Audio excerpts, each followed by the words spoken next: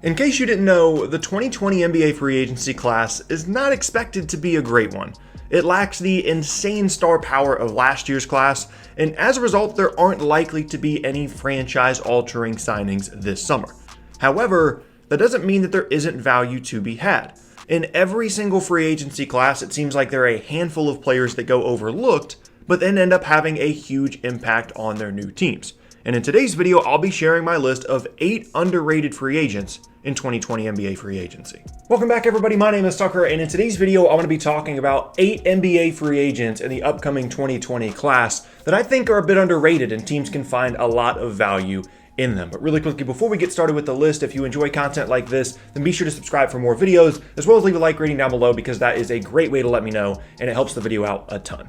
First up on the list is Nets guard Joe Harris, and he has slowly developed into a fantastic shooter over the last couple of seasons that really any team would love to have on their roster. And I'd imagine that the Nets will be really motivated to keep him around to provide the spacing that they're going to need next season with Kevin Durant and Kyrie Irving hopefully healthy.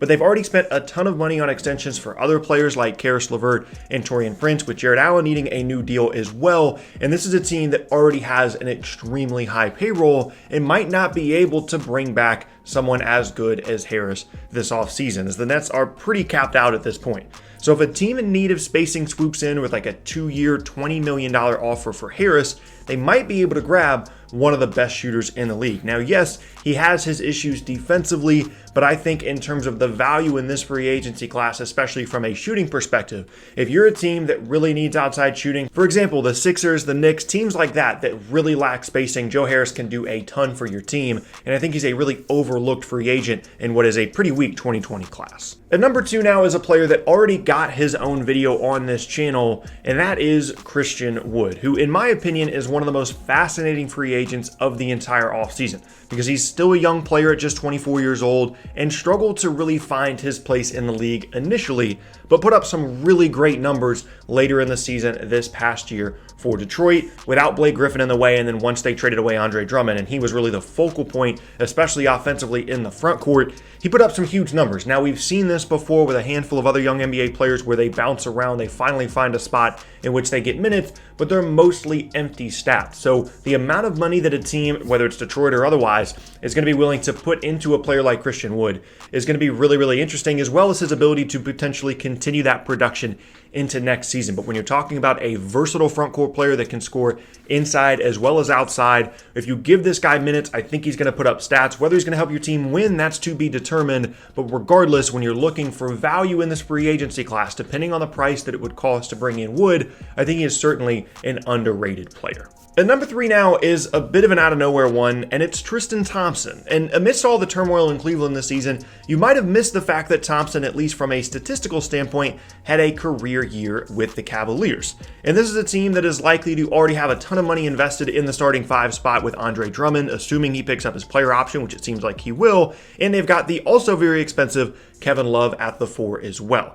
So they're unlikely, in my opinion, to bring back Thompson in addition to those 2 guys. And he's still one of the best offensive rebounders in the league and is a mobile big defensively, and he might even be willing to take a pay cut to play for a team like the Lakers or Celtics that could need help at the 5. But regardless of the situation, I think that there's really good value to be had here for a player that goes overlooked but is still a very productive and effective player, and I think can drive winning as well as long as he's locked in defensively. At number 4 now, we get to certainly a fan favorite player throughout the NBA, and it is Davis Bertans. And after being dumped by the Spurs to create cap space in the 2019 offseason, he had an incredible year with the Washington Wizards. And he honestly might be like a top 5 shooter in the NBA right now, and he knows that he is about to get a really nice contract and opted out of playing in the NBA restart in Orlando as a result, along with a couple of other factors. And the Wizards seem motivated to keep him, because if they weren't, they would have simply traded him at the deadline. But there should be a really competitive market for a player that shot the ball as well as he did on the kind of volume that he did.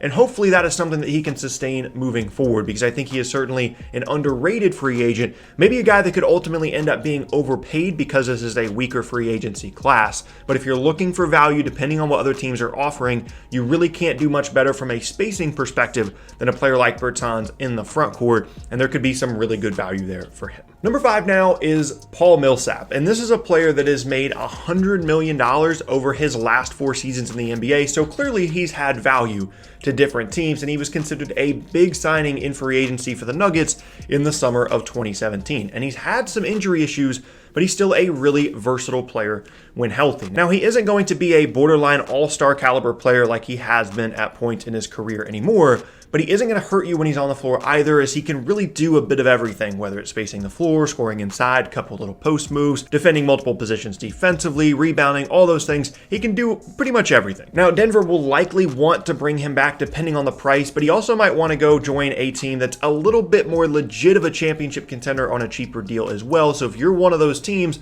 Paul Millsap would be a player certainly to take a look at, as he's certainly getting older and wanting to chase a championship, presumably. Number 6 now is a player that I certainly didn't think I would be putting on a list like this time last offseason, and it's Dwight Howard. And I'm not sure that any player has recovered their career more than Dwight this season.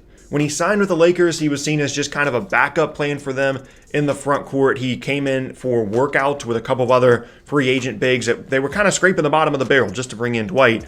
But he had a really great season with LA and has turned himself into a great, hyper-efficient bench big for them. And whether he can continue that on a different team without LeBron James on the roster is to be determined. Plus, he's almost 35 years old now, so he isn't going to be getting any kind of huge deal, but he could be really good value if he keeps up this level of production and efficiency and can stay healthy. He's a player that I would certainly take a look at if I needed some front court depth, and I'm sure the Lakers will be motivated to bring him back as well, depending on the price. At number 7 now is Goran Dragic. This is another player similar to Paul Millsap that has made plenty of money throughout his NBA career, but he had some injury issues. Very similar stories there between those two players. But he had a really nice, productive, healthy season as a 6th man in Miami that will now continue in Orlando. And he can still score and facilitate at a high level, and bringing him off the bench is a nice way to hide his issues on the defensive end, so the Heat have really found a way to extend the productive value of his career. Now, he is 34 years old now, so injuries could always pop up again, which has been a bit of an issue for him at different points in his career,